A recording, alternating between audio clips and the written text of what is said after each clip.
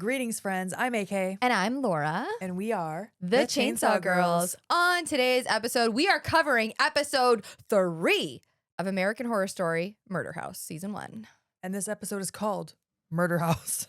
Murder House.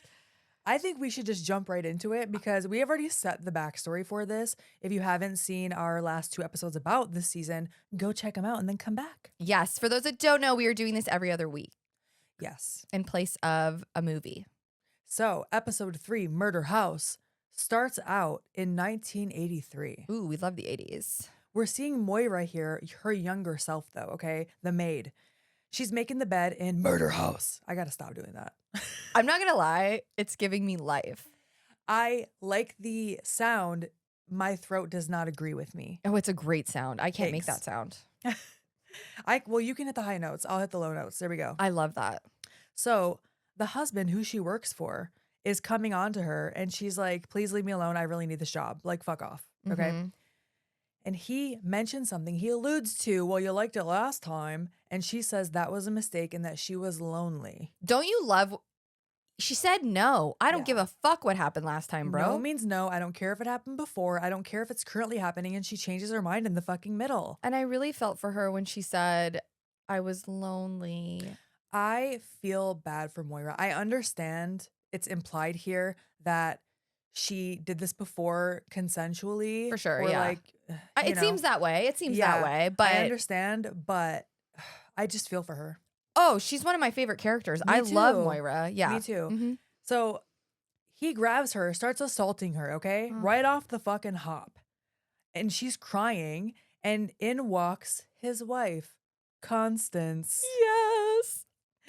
I like half of what she does here, but also how they snatched her in this scene to make her look younger was Oh. phenomenal. She looks amazing. She looks so good. Yeah. So she fires a shot to startle them, first of all, and then she shoots Moira in the eye. Like, Moira notices, and at first there's a feeling, I think, of like relief almost, because Constance walks in while he is assaulting her. So seemingly, okay, the assault is ending, right? Like she's being saved. She's being saved.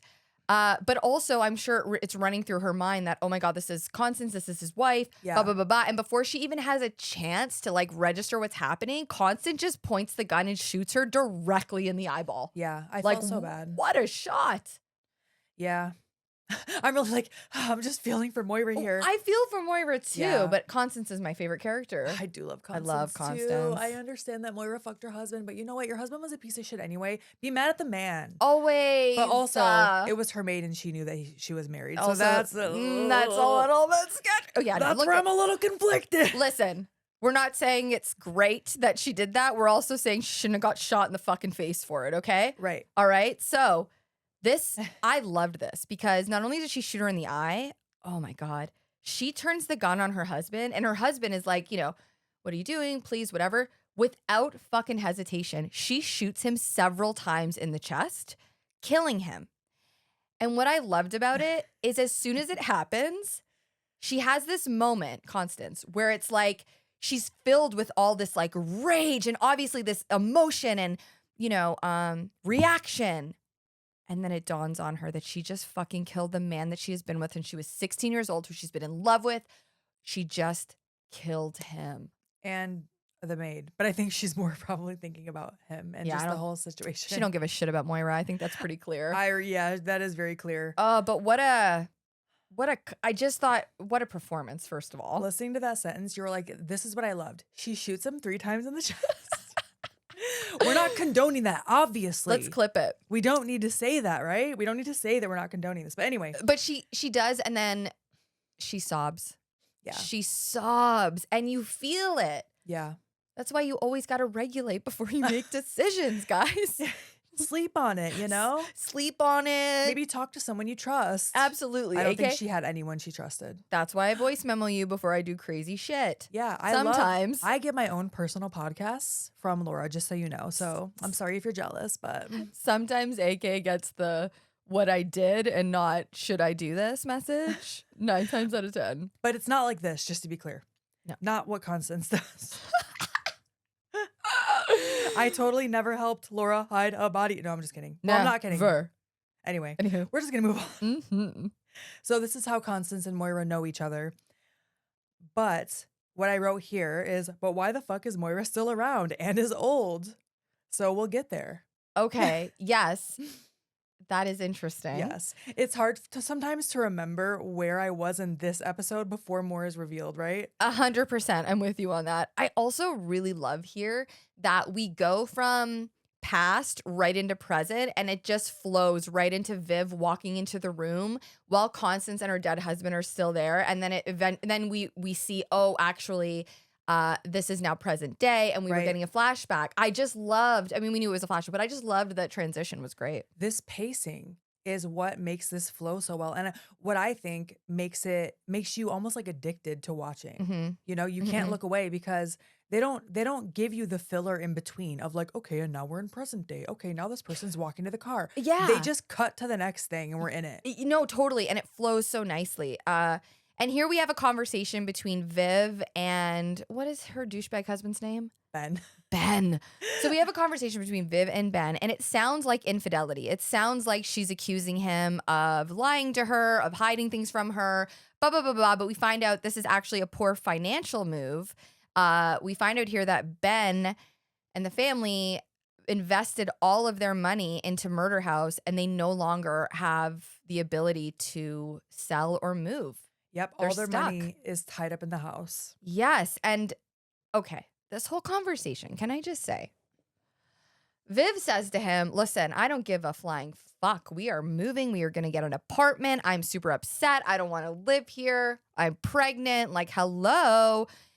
I wrote in my notes, they have no money because Ben is a fucking moron. So she's going on about how she wants to move and Ben is just useless. And okay.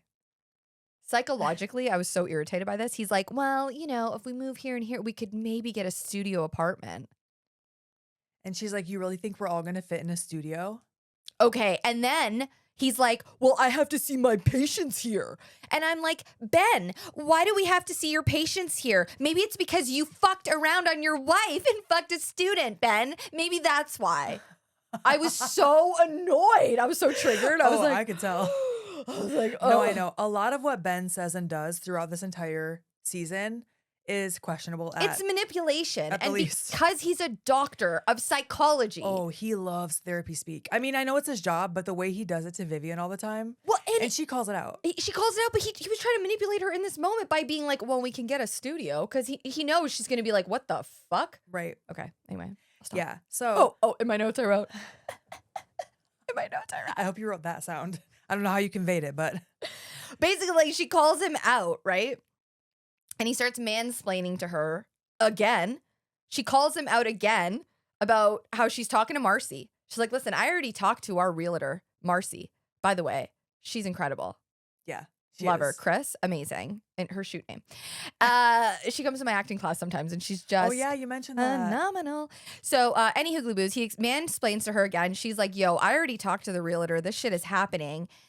Ben starts nodding along in agreement and she's like, don't lie to me again. Oh, yeah. And in my notes, I ran, boys lie, babe. Buzz lie, babe. She said, if you lie to me again, we're through. And that will come back. Okay. I don't think that's a surprise to anyone. Mm-hmm. Because there's something else she hasn't found out yet. And then we cue creepy ass intro. Oh, yeah. We love it. Great intro. So when we come back, Marcy is back over. She's having tea with Vivian. Mhm. Vivian is pissed that the history of this house was not fully disclosed to them. Mm-hmm. But Marcy is like, look, the law says I only have to disclose the deaths on the property the last 3 years. I did that. And she also mentions how she felt betrayed by the couple who used to live there before, who she has to mention was a gay couple. Marcy's character seems like the type that has to tell you, like, oh, they were gay. Or, like, she has to tell you the ethnicity of, like, every person in her story. But she mentions that she had no idea that this couple from before were sick perverts. But we don't exactly find out who they were or what happened yet. But she mentions a fire poker, I think, in this part. Mm-hmm. And you're like, what? But Vivian kind of cuts her off. So, and Marcy's played by Christine Estabrook. I just wanted to make sure that I said her name. Yes. She's amazing. She is fantastic. Mhm. So Marcy starts going off on Vivian about how no one looks out for her. She lives in a shitty guest house with rats, and she would kill to live in a house like this, regardless of its history. I mean, I did feel for Marcy here. Like, she kind of says to Viv here, like, yo, you're living in a nice house. Like, you don't get it. I don't have money. I'm living in a shit box with rats. I would kill to live in this house. And Yeah. I felt for her. I was like, you know what? I felt for her, but on a professional side, I was also like, girl, that's pretty bold. I mean, yeah, listen, I'm not saying it's good Yeah, yeah, professionally, yeah. but I'm saying I kind of agreed with her Yeah. frustration there. Yeah. You know. She then suggests to Vivian that she goes with a different realtor. And Vivian's like, you don't think I already tried that? So she's basically like, you got us into this mess. You're going to get us out. You're Mhm. going to bake cookies. You're going to go buy expensive flowers. Do whatever you got to do. Sell this house or I'm going to sue you for gross criminal negligence. Oh boy. And I love at the end, she goes, got it. And then she's like, see, someone is looking out for you.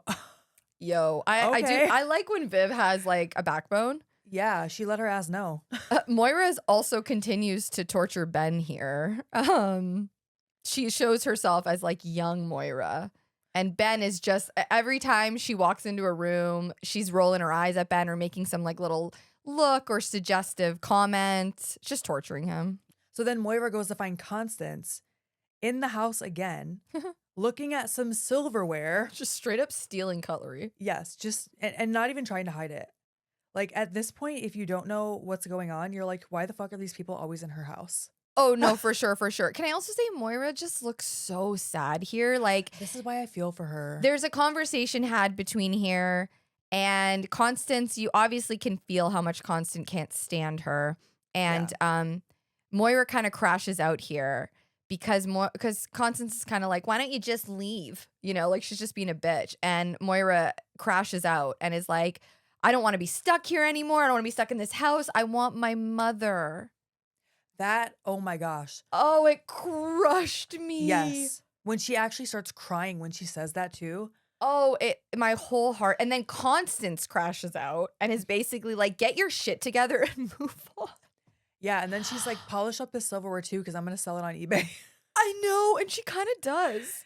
Maria's like, all right. Yeah, she's like, well, I guess I will.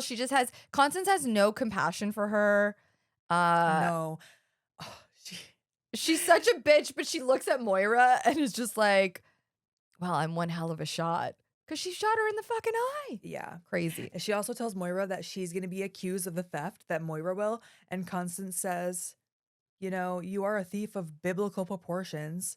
Your specialty being weak husbands. And I'm like, damn, she always has to have a snappy line. Like, she is the sassiest of the sassy. No, for sure. She's like, she has to have the last line. But I also think she's iconic. Oh, I love her so much. Moira tells her that she has to pay for what she's done. And I loved it. Constance stops and turns and there's this moment and she's just like, I do every damn day. Yeah. And you feel it. You feel it because again, it's like people are complex. Do you know what I mean? Like just because she killed her husband and Moira doesn't mean she doesn't have feelings. But like I'm saying, like you can see that Constance walks with pain and grief. Yeah. Mm-hmm.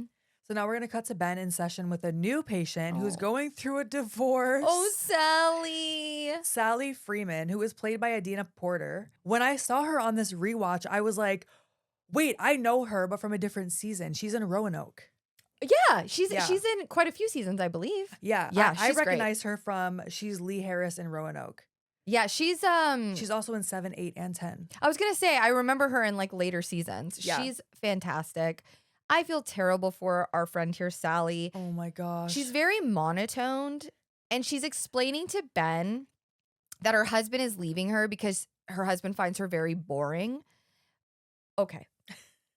Now, this poor girl. this is why I really felt for her. So she goes on to tell Ben that her husband thinks she's boring, so she has taken an interest in all of her husband's hobbies and things that he likes. She started to learn all of the okay. I'm so sorry. I'm laughing because I see so much of myself in Sally.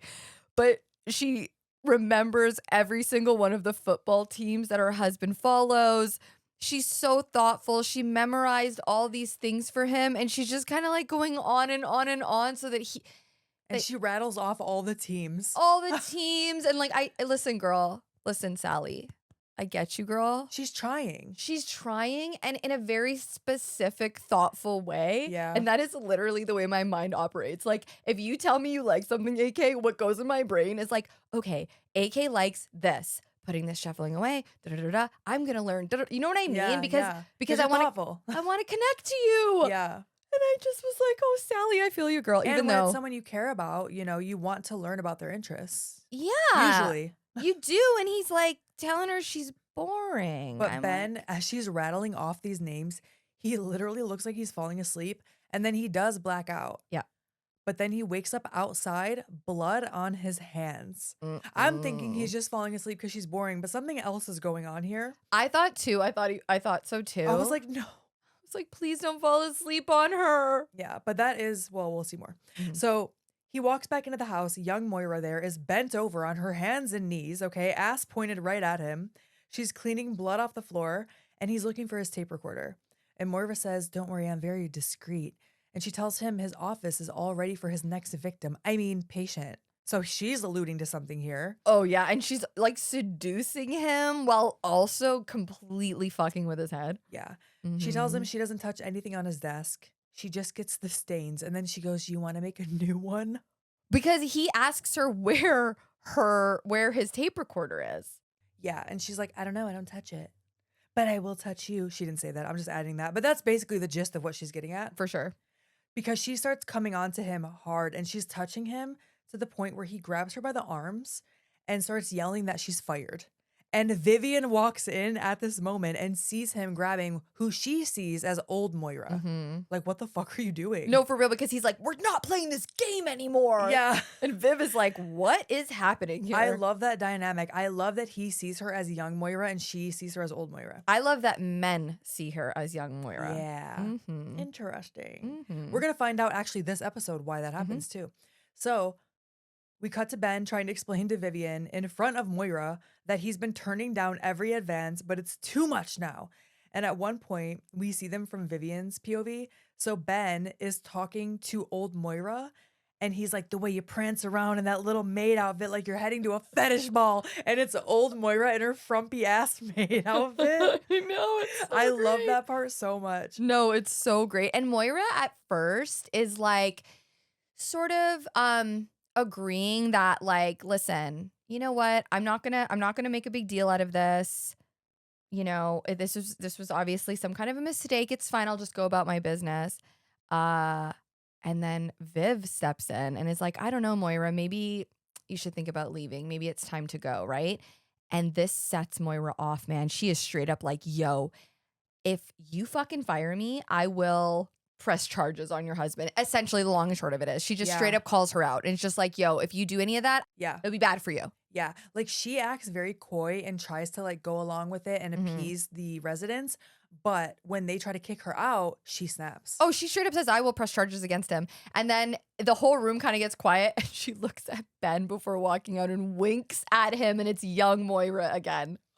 So before she walks out, before all that happens, like the commotion happens and she threatens them, another thing Moira said that made me so sad was when she tells Vivian about the accusation. She goes, my days of romance are long gone. And I'm like, oh, first of all, I hate that. And then she tells Moira, like Ben is being absurd. Moira tells Vivian here, I'm not naive to the ways of men. The need to objectify, conquer. They see what they want to see. Women, however, see the soul of a person. So Mhm. this is explaining why Ben is seeing, and a lot of men, Mhm, probably not all of them, but Mm-mm. not No, hey, all men. listen. There are good men out there. That's why my hat says boys lie, not men.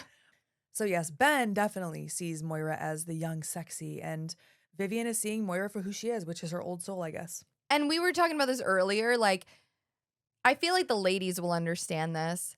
Maybe guys too. I actually don't know how guys feel when other guys compliment them, but getting compliments from women is the fucking best. It really feels so good when like I was walking down the street the other day, walking my dog, and a girl like yelled out the window, like she was at a stoplight, and she just was like, I love your whole outfit. You look so great. And I was like, oh my God, I love your out. You look great. And it was just like, oh, it's the best feeling. Yeah. But when you get it from men, just so you guys know, it's not really that like it's kind of like, oh, thank you. It always feels great when you feel that it's a genuine compliment and there's no ulterior motives. I guess that's it. When you feel like there's not like a Yeah. predatory feeling behind it. Or just like like there's some kind of yes. Yes, when it Anyhow. feels genuine, that's all. I think genuine is the word we're looking for. Yes. Yeah. Mhm. So, Moira storms out. Vivian just stares at her with her mouth open like, damn. I know, and she straight up looks at Ben. Oh, I loved this. She looks at Ben and she's like, "Why the like you are wigging out?" And she's like, "I think whatever you did in Boston is making you paranoid, crazy, guilty." She's like, "You Mhm. need to get your shit together. I want to sell this house." Yep. I loved that she called him out. Yeah. I like you said earlier, I love when she gets a backbone. Mm-hmm. And now we cut to Vivian outside tending to her garden when a fucking tour bus called Eternal Darkness Tour pulls up with the guide telling his patrons about the murder house on a speaker. Mm-hmm. I wrote, "It's the murder bus." The murder bus for real. So we talked a little bit about this in the first episode. That has to feel so invasive. Oh yeah, for sure. She's like blindsided. She does know the history now, but she didn't know she was on a fucking tour. No, yeah, I think that definitely should have been disclosed. Yeah. Marcy. So then we cut to Ben finding Violet smoking outside the house, and he's like, look, I'm not here to bust you. He's trying to be a cool dad. Total cool dad moment. But if you ever want to talk to someone, we can find you a therapist. And he's like, oh, not me. I'm way too expensive. Like, trying to joke with her. Mm-hmm. Everything he says, we just roll our eyes. We're like, shut up, Ben. But he's trying to be, a good father here. Sure. At this point, he knows she hates him. So, yeah, he's definitely trying to be the cool dad. And she's guarded, and she's kind of like, whatever, dad. But she, she appeases him here. And at first, it's like, oh, okay. Yeah, it's her dad. She's kind of appeasing him. No. She was appeasing him because Tate is also with her, just hiding. And he comes out from behind and he sits with her. And he tells her that her dad cares for her and she's very lucky. Yeah. Because Ben does not want Tate here outside of session. It's unprofessional. Well, and Tate has disclosed to Ben that he wants to sleep with his daughter. Yeah. Also pretty bad. So he doesn't Mhm. want him there. Now we cut back to Ben again asking Moira where his tape recorder is. He's convinced that she moved it. Mm-hmm. And she's like, maybe it's down the front of my dress. Like she's always fucking with him. Always. I'm also like, damn, Moira, chill. Mm-hmm. I want to know, okay, if he sees her as young Moira because that's what he wants to see, is she really saying these things to him? Is old Moira really saying these things to him, or is this still all? I think whatever version of her is saying things, it's just how it's his perception of her. Okay. So maybe it's coming out a different way when she's older Moira. Maybe Yeah. not. She could just be saying these things and he's just seeing it through the lens that he wants to see it. Yeah. Or she is fucking with him. Yeah, I'm sure it's a little of both. Maybe, yeah. I think it's a little of all of it. But Moira tells him his next patient is in his office and he wasn't expecting another patient. Yeah. So he goes in there and who's in there? Oh boy. It's Hayden. It's fucking Hayden. She is pissed and she looks unhinged here. Understandably so. Yeah, and obviously Ben is freaking out. If you recall or don't recall, in the last episode, Ben left her when the home invasion was happening. He got a call from Vivian and Hayden was left at the abortion clinic by herself. Yikes. Unbeknownst to her. Hmm. They're going to argue here for a second. And she's kind of like, don't worry, Ben. I know Viv's not here. Like, I'm not stupid, blah, blah, blah. But as this is going on, a detective shows up to interview Ben because his client, Sally Friedman from earlier, has gone missing. Okay. And we're going to cut over to Viv now, who is now on the murder bus taking the tour. Yeah. Hayden does tell Ben, though, before the detective walks in, that she is planning on keeping the baby. She didn't get the abortion. And that Ben will be paying for it. So that's a big what bomb to drop on someone. Big yikes, I guess. I Yeah. mean, yikes for Ben, not so much yikes for Hayden. Also, the detective, he says about Sally, because he tells the detective, nothing we talked about was really extreme. Like nothing would have told me she was missing or would have ran away. Mhm. And the detective goes, I'm not surprised. Everyone I talked to said she was the most boring person they ever met. And I was like, oh my gosh, can you imagine that's what people are saying about you? A detective and you're missing? No, it's really sad. I know, and we're gonna kind of cut back and forth here Yeah. to like Viv on the bus watching the tour. When the detective is in the house talking to Ben, Moira walks in. She's like she's just standing in the kitchen and she's listening in on their conversation, and eventually she walks away, right? Uh the detective does mention that Sally's husband said that she was boring as fuck also. And then he turns to Ben and says, "How do you get any work done with this thing walking Oh around?" my gosh. I wrote in all caps, that thing, Gross. So karate chop to the neck. he sees Moira as the hot version, young hot version of herself with Ben, and him and Ben kind of have this moment like, well, anyway. So the detective says, look, this is probably nothing. I'm going to give you my card, okay? Now we're going to cut to a flashback of a murder happening in an alleyway where it looks like these two men are like, having some type of interaction. Maybe they're going to hook up. We don't know. And then as this is all happening and we see that the one man kills the other man, the tour bus guide, because Vivian is on the murder tour, I was about to say Moida, is that the man that was killed was named Sal Mineo. He was a famous actor. This was in 1976. They pinned it on a black man and called it a robbery gone wrong. Disgusting. And that most people believe he was the victim of a hate crime, actually. And that story is a real true crime case and the true speculations around it. But I didn't go further into it to really be able to comment on it further than that. Oh, that's terrible. My God. Yeah. Ugh. So the tour concludes with one of the most famous houses of horror in LA, the Murder House. Okay, can I just tell you, I am obsessed with Nora. Okay, so we're gonna get some backstory on Murder House. And just knowing that we're about to get into the backstory, I'm like, let's go. Dude. Okay. So we're going to be introduced to Charles Montgomery and his wife, Nora Montgomery, and they have a child as well. Okay. So Charles is a doctor, but he's kind of turned himself into a little bit of a Dr. Frankenstein. Okay. So he's really into experiments and sewing body parts onto other body parts. And he is an interesting guy. We'll say that. Okay. We find out here, though, at dinner, which, by the way, this is one of the most depressing Oh my gosh. dinners I've ever seen. Like, they're sitting at this very long, old school style dining table on opposite ends of the. I love that. I don't know if it's a Table. trope or a real thing of like rich people sitting on opposite ends of the table like that, or if it's like an old timey thing. I feel like it has to be a rich person thing. This was in the 1920s. They're very far apart from each other, and there's a baby in the middle. Okay. So Nora is just ripping into Charles here. She's like, you don't have any money. The bill collectors are calling. You have no ambition anymore. You're drinking too much. Like, this just seems like a very toxic relationship. The baby starts crying, and she tells Charles the bill collectors came again today, and she tells this is so crazy. She's like, listen, the bill collectors keep coming. We need a solution and you're not finding it. So you know what we're going to do?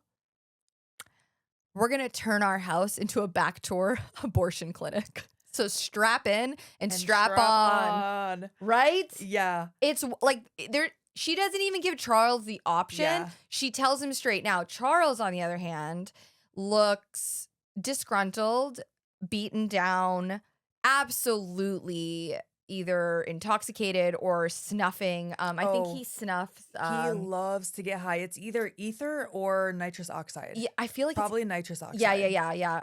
But ether might have been more popular back then. It might have been. Yeah, either way, this was ether was particularly popular during the Prohibition era, and that's when this was.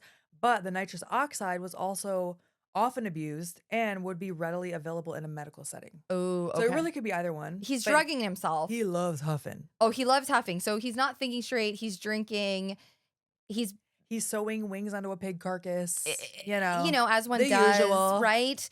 As we're getting told this story, we're gonna cut back to Viv, who's on the murder bus, because we're listening. It's like the story's being told, and we are watching it as it unfolds. Yeah. Can I also just say real quick? Yeah. Nora is played by Lily Rabe, who I fucking love. Love. I forgot she was even in the first season. There are so many people from multiple American Horror Story seasons Mhm. that I forgot were in the first one. And I got so excited when I saw her. She is Sister Mary Eunice in Asylum, which is season 2, and Misty Day in season 3, which is Coven. You love Coven. I love Coven. My favorite's Murder House and Hotel, Those are good too. but I love Coven as well.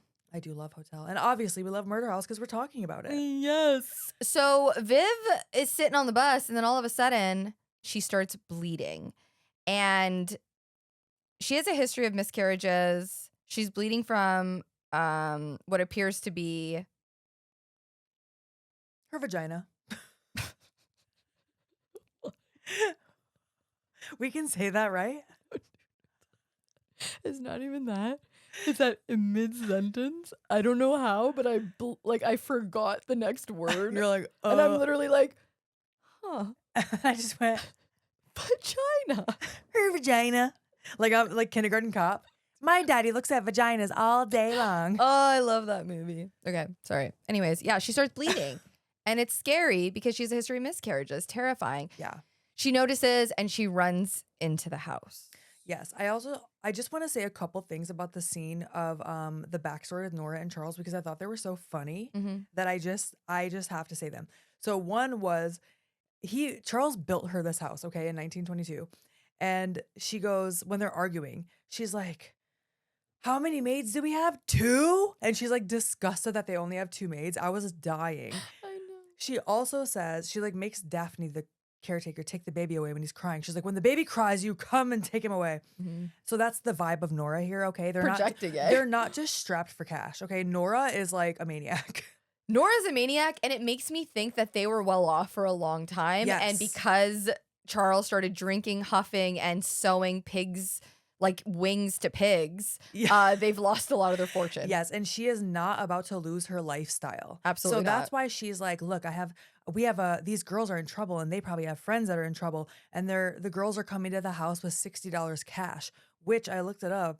From the 1920s, $60 would have been like over $1,000 today in cash. Whoa. And she also says, you know, they're showing up tomorrow, so you better not be balado. And you know I went to the dictionary so fast. Yeah, what does that mean? Okay.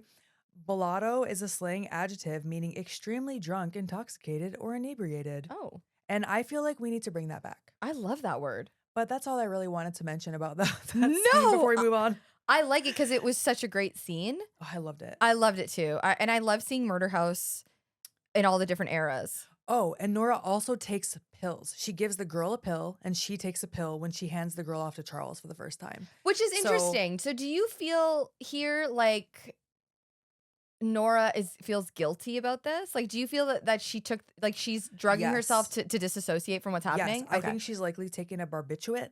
Yeah, you're probably right. Yeah. And I think they even mention it. I don't know if it's this episode or the next one. We can make assumptions on what it was based on something that will happen soon. So we're going to cut to the doctor's office now. And the doctor's basically telling Viv that, and I believe Ben's there too. She basically tells Viv here that the bleeding is normal. Everything's okay. The bleeding stopped when Viv got back into the house, which is very interesting. But the doctor tells her not to worry. But she does say, girl, you got to stop stressing out. No moving while pregnant. Easy as that. She also tells her the most stressful events in life are divorce and moving. And death. Oh, That's yeah, it. death. Yeah. So everything she's kind of going through right now. Then Ben has his flashbacks to Hayden because Hayden is pregnant, right? And Hayden told him that he's keeping the baby. So he has like a flashback to this. Like I'm assuming he's thinking about it. And then he passes out. Oh, yes, because the doctor says high levels of cortisol could lead to a spontaneous abortion. He sucks, man. And then he just goes, oh. Liar. I hate liars.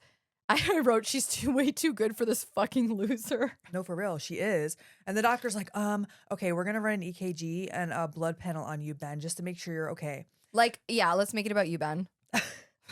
Come on, Ben. Why don't you just add another fucking tally to the list of why you're a piece of shit? Ben, just go play in traffic. I'm sure you have a high, what is it, like life insurance policy? Viv will be fine. The baby will be fine. Violet will be fine. And you'll be gone. We are so We're on one right now. I know, We we are really on are. one right now. Okay. Oh my God. So Okay. now we're gonna see Constance walking the dog past Murder House, smoking Mhm. a cig. Okay. Mm-hmm. She sees Tate in the window of Murder House where he's not supposed to be. Yeah, yeah. She goes to wave. Tate looks pissed and just backs away. By the time Marcy looks up, because she's like working on the sign outside, no one is in the window. So she's like, what the fuck are you doing? Do you think, I wonder, would she have even seen Tate, do you think? Because they can make themselves visible or not, right? The ghosts? I love how they do it because they show him back away. So Mhm. it explains why she wouldn't see him anymore. Mhm. But we're going to find out. Yeah, there's a. But yeah, I'm just wondering if like maybe she wouldn't see her anyways. But I love Constance. So Marcy kind of like stares at Constance, who's staring at the window. And then Constance looks at her and makes a snarky remark like, good luck selling this lemon. Yeah. And then she keeps has walking to. off. She has to have a one liner before she leaves. I love it. So now we're going to cut back to Ben. He's speed walking through the park. Larry, the burned guy, catches up with Oh him. my God. And he wants Ben to run lines with him. He wants $1,000 for headshots. He will not stop. He is yapping Ben's ear off. It is so funny that he's like, will you run these lines with me? And then he starts also asking if the girl in Boston is still being trouble for him. And Ben's like, fuck off. Yeah, it's Which, yeah, fuck off. Like, what's your deal? but the best is like no matter how many times Ben tells Larry to get fucked, Larry is not deterred at all by this. No. Also, Larry is played by Dennis O'Hare. Ugh. And I love him in season 5, Hotel. Oh, he's so good. Yeah.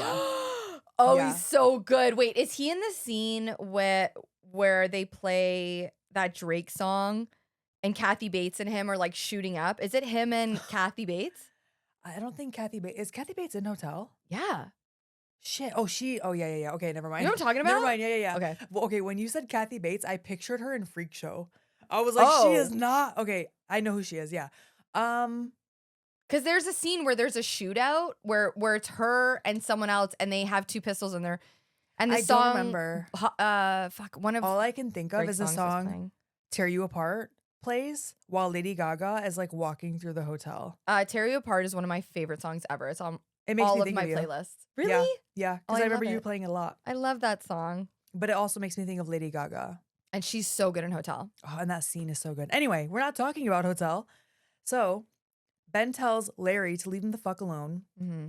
And Larry is like, oh, don't worry, I understand. And then he has like a really creepy smirk as Ben walks away. Yikes. So back home, Ben is tearing his office apart trying to find this tape recorder. Mm-hmm. He wakes up in the backyard lying on the ground next to a shovel. So he's just blacking out randomly. Yo, and Constance is just standing over him and being like, what are you doing? Yeah, all up in their business again. Mm-hmm. And Ben says he keeps waking up there, same spot. I'm surprised he even told her that, but because that's a little concerning. Mhm. Constance says, oh, it's just stress. You have a pregnant wife, teenage daughter, failing business. Like, damn. Ben, on the other hand, just starts digging.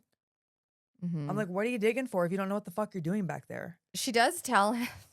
Oh, Constance gets nervous here. Oh, she gets nervous because Moira's body, and I'm assuming even her husband's body, are buried in the backyard, and it's right where Ben starts like digging. Yeah. So Constance is getting nervous, and she's trying to distract Ben from digging, and she's kind of like, you know, it would be so great here if you, I don't know, covered up this whole area with cement and built a big gazebo. I can just see it now. You guys walking out there with your iced tea on a nice day. And like she basically is like setting this beautiful, it's a long monologue. She Yeah. like sets the stage of this beautiful gazebo and backyard and how everyone's going to be so happy and it's going to be so amazing. And she's so evil. It's wild. Yeah. Like self-interest to the max. And the best is Ben is such a dumbass that he is just registering everything she's saying Mhm. and actually contemplating it. Yeah. But at first he keeps digging and you can see Constance and Moira, because Moira's in the window. Mm-hmm. They shoot each other this worried glance. Like, Oh, oh, yeah. fuck. But You don't think so? I think Moira is looking like, finally, my body is Oh, getting right, dug right, right. up, You're and right. fucking Constance is like, Constance is worried. Yeah. Moira is like, oh shit. oh yeah, Like, will this set her free? So now we see Vivian inside and the doorbell rings. Oh my God. She also tells Ben that the soil is filled with toxic pesticide. Oh yeah, she's like, you don't want to dig a garden there. So inside, when the doorbell rings, Vivian answers the door, Mhm. and actually, she doesn't answer the door yet. She doesn't open it because remember what happened last time she did that? Mm-hmm. It's Nora Mm-hmm. from the fucking 1920s. Okay, Vivian smartly starts talking to her through the door, and Nora asks, are you the woman of the house? I have an appointment to look at the house, blah, blah, blah. And Vivian tells her, you need to go talk to the realtor. Well, Nora doesn't tell her she has an appointment to see the house. Viv, Asks her, right? yeah, like Yeah, Viv yeah, yeah. basically plants the seed for Yes. Nora to come inside. Right. And so Nora's like, yeah. Yes, and Viv does let her inside, but she also grabs a candlestick and holds it behind her back, which I Good, liked. Good. Mm-hmm. Because she's so desperate to get out of there. She thought about it like, I shouldn't open the door. She really Mhm. shouldn't have. She Mhm. just there was a home invasion. But I understand. She's like, I have to get out of here. She wants to get out of there. Yeah, exactly. Yeah. So Nora starts telling Vivian about what the house is made of. She's like, the chestnut wood, the wainscot Oh. panels. She really puts it over. She also tells Vivian that she has beautiful blue eyes too. Yeah, like the Tiffany glass. Like the glass, because basically she's pointing out how this was built for her. Yeah, You know, it's custom. I thought it was interesting that Nora's looking around like she hasn't seen it in a long time. I thought that was an interesting Yeah. touch. Mm-hmm. Vivian shows her the kitchen, and Nora is not happy because Yo, the kitchen has modern. been renovated. Oh, it's so modern. She asks what certain devices are. Like one thing is a pasta arm, which I also wouldn't have known what that was. I don't know what that is. It's a faucet above the stove that has like an extending arm that you can basically fill really large pots of water with without having to move it, oh my which God. makes sense. But I never saw one of those before. I've also have no desire to use a pot that large. Right. I'm not cooking for anyone like that. But it's not like Nora asked what a microwave was, right? Mm-mm. So it's not like it was that weird that she Mm-mm. asked what that was. But Vivian offers her tea. They start talking about children. Oh, Nora looks so pained here. Yeah, she she looks is. sad. She tells Viv that she had a child once.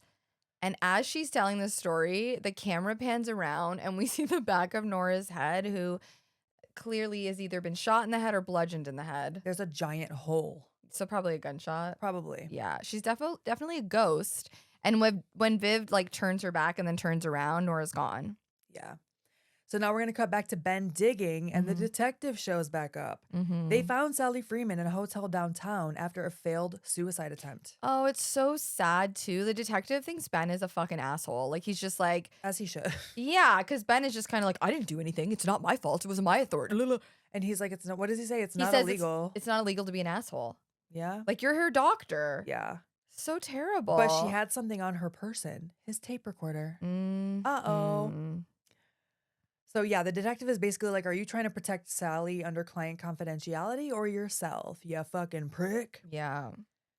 But we see a flashback where Ben looks like he's falling asleep, which would have been where he blacked out. Oh, And Sally is like, you can at least pretend to be interested.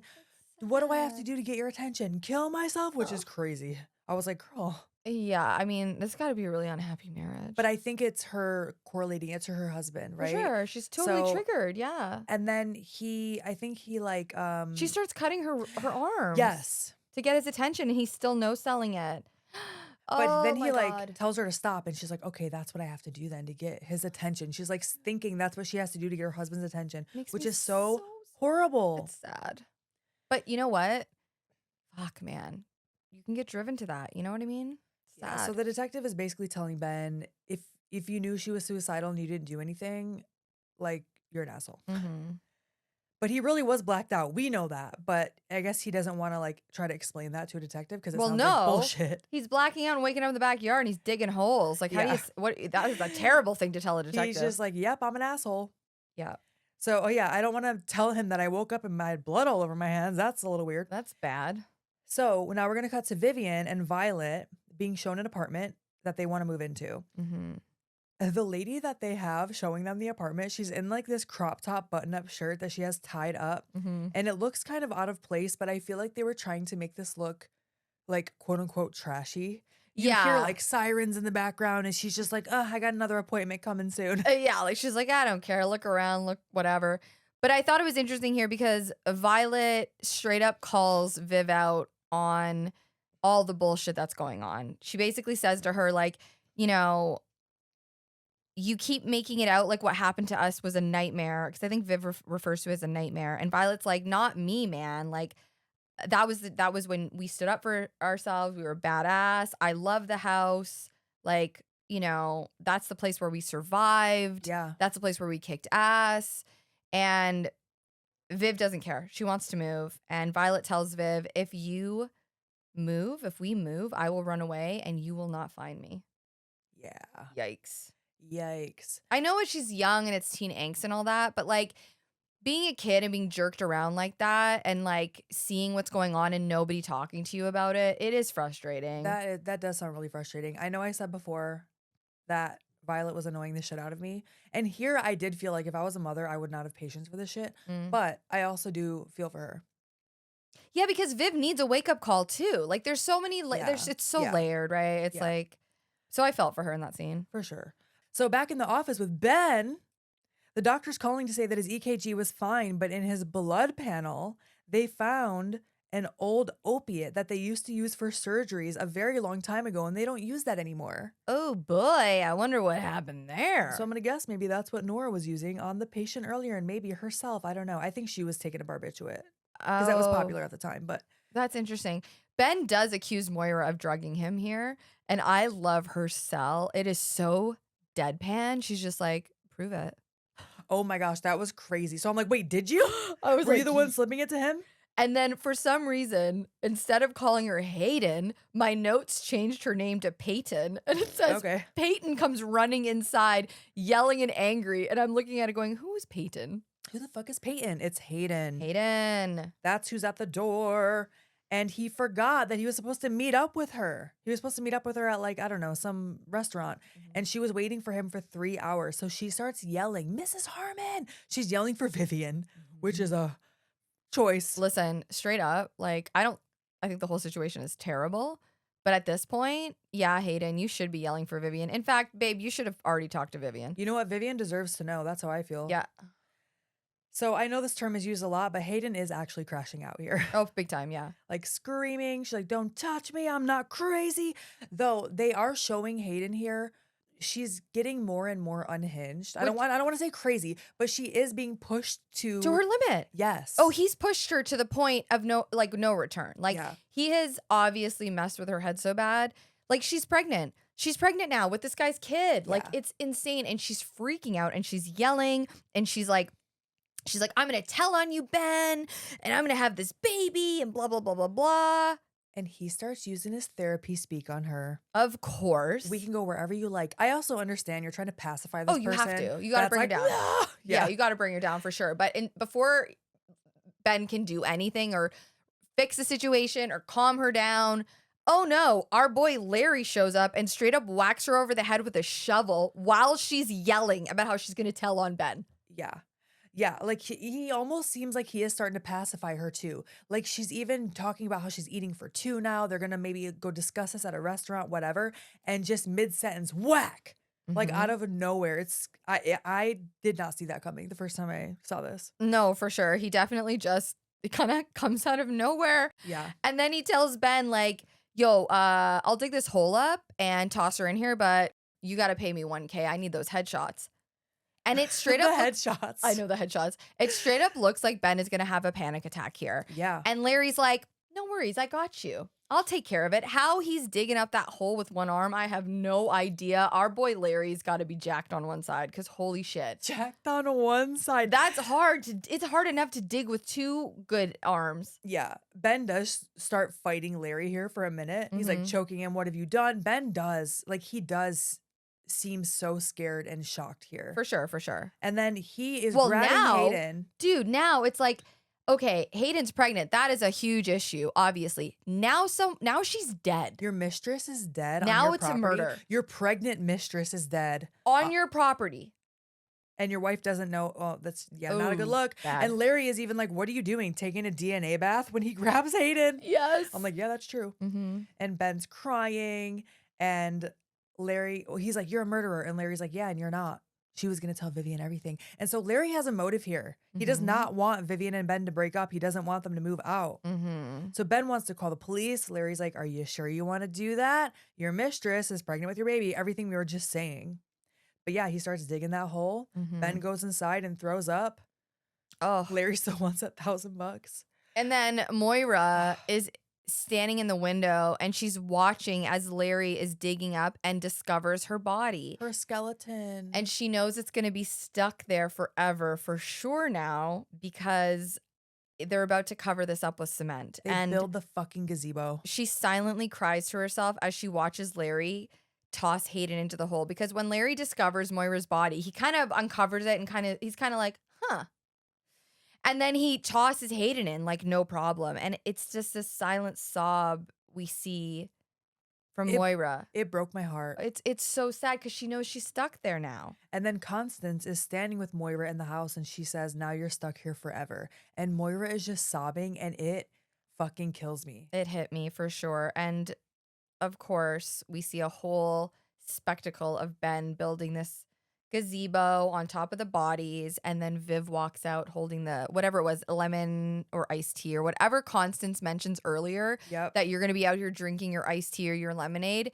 Vivian walks out holding that. And it's exactly what Constance kind of pictured. Constance manifested it. She manifested it. And then later we see Vivian sleeping in bed and Nora is sitting at her bedside and goes to put her hand over Vivian's stomach. And that is the end of episode 3. What do you think Nora's motivation is here? I'm trying to remember what I thought before I watched this entire series. Yeah. I think it's very clear here that between Larry not wanting them to leave, Nora now doing something weird about the baby in her stomach, you could think, well, Nora's just sad about her own baby, that she doesn't have her own baby anymore. But clearly the ghosts in the house don't want them to leave. I don't remember what Nora's motivation is. I haven't watched the series in so long. So I actually have no idea what she wants from Vivian right now. I don't remember exactly, but it's her baby in some capacity, right? Because she's like hovering over the stomach. Yeah. And I think Nora, I would imagine, feels shame and guilt maybe for some of the I don't know. Which is ironic because she didn't even want to take care of her own baby. She was like, Daphne, come take this baby away. Yeah. It's all very interesting. I'm interested to see where it goes. Yeah. And I love the show, so I'm excited to keep going. Yeah, I'm a couple episodes ahead, but I haven't rewatched the entire thing to the end yet. So there are parts I don't remember. I can't wait till the next episode because Halloween part 1 is my favorite episode of the whole season. Halloween part 1 and 2. Yeah, the next 2 episodes are a 2-part. I mean, 1 and 2. So I never noticed how fast the show cuts around to different characters until I had to take notes on it. Yeah, for sure. I think it flows well when you're watching it. Like I said earlier, you just can't look away because it's like the next character. But when I'm taking notes, I'm like, holy shit, hold on. I got to pause it. No, it's so true. I have to watch the episodes ahead of time and then take the notes because if not, it's moving so quickly that I'm like, oh yeah, all over the map. I pause it a lot. We hope you guys like this episode. We are on social media. You can go ahead and follow us, Chainsaw Girls Pod. We're on TikTok, Instagram. We're also on YouTube. Every Monday, we go up as a premiere every episode. You can follow along there. My dog is licking his feet right now, and it is driving me crazy. His name is Toby. We also have a Patreon. Yeah. And we're going to shout out our top tier patrons. Here we go. AK's going to attempt to dance for you guys, but it is tight effing quarters. Yeah. We got Jeremy M, John M. Did you hear my dog shake off? David G, John M, Jonathan W, Rob V, David T, Heather D, Franchise Driller, aka Ryan, Millie C, Adrian G, Chris S, Alexis T, Adam VL, and James C. We appreciate you guys so much. Thank you for being our top tier patrons. We love you to the moon and back. Okay, bye.